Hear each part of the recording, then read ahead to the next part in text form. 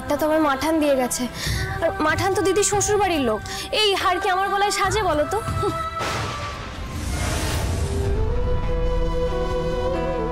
আর কত বলিদান দিবি তুই?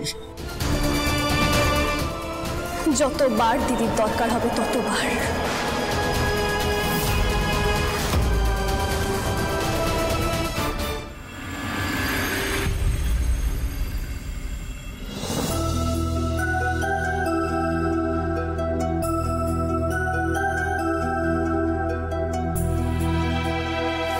চেয়েছিলাম মিতুলের মতো কোনো ভালো ঘরে তোর বিয়ে হোক।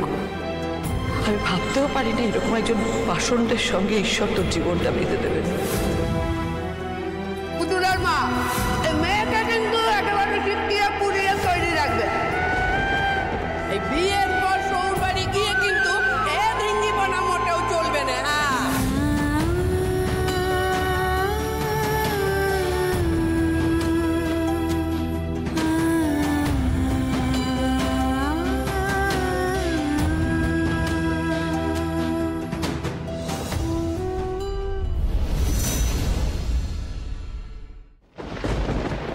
চাটা যে জুড়িয়ে গেল। আমি একদম খেয়াল করিনি বাবা, কাজ করতে করতে আমি যাচ্ছি এক্ষুনি গরম করে আনছি। কি হলো বাবা, কাঁদছো কেন?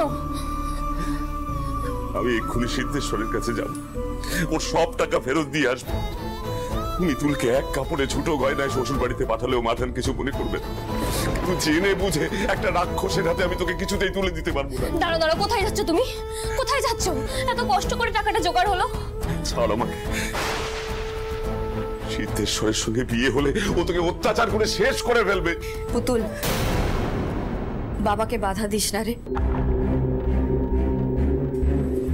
মাগো, সিদ্ধেশ্বরকে বিয়ে করা আর গলায় কলসি বেঁধে পুকুরে ঝাঁপ দেওয়া একই কথা রে।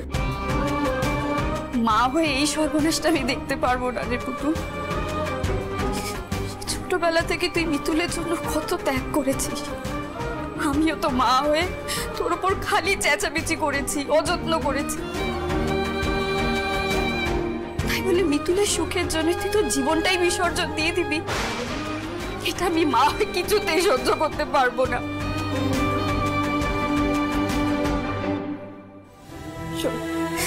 বাবা যেটা বলছে, যেটা করতে চাইছে করতে দে, ওই টাকা ফিরিয়ে দিয়ে আসু। একদম ঠিক বলেছ মা, আমিও তোমাদের সঙ্গে সহমত।